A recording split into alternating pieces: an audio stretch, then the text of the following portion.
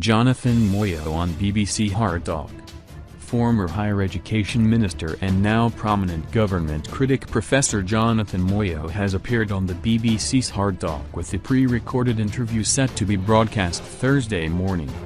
The program primer says the former Zanu PF politician is described as one of the most hated men in Zimbabwe and is wanted in the country on corruption charges. Since his ouster from power and escape into exile, Professor Moyo has used social media to condemn last November's military coup in Harare and disparage the government of President Emmerson Mnangagwa as illegitimate.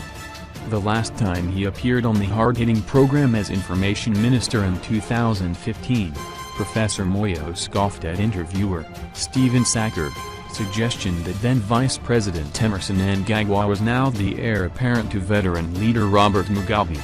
Retorted Moyo, "That's your view. Don't state it as a fact."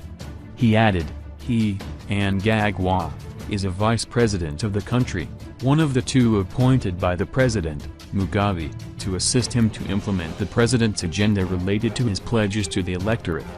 I want to repeat, this reference to him as the next president is yours and it is a burden that you should unravel for yourself and not state as a fact. However, just over 2 years later, Mnangagwa is now Zanu PF leader and state president with Professor Moyo forced to escape into exile. This was after the military intervened last November to thwart what was seen as an attempt by Moyo and his G40 Zanu PF allies to stop Mnangagwa's succession and facilitate the elevation of Mugabe's wife Grace instead.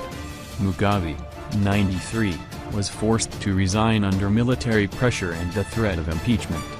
Since his resignation, Moyo and his close allies have escaped into exile, claiming to have escaped assassination attempts by the military.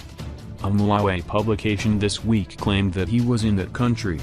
Meanwhile, former ministers and other ex-Zanu PF officials linked to Grace Mugabe and the G40 faction who are still in the country have faced arrests on corruption charges.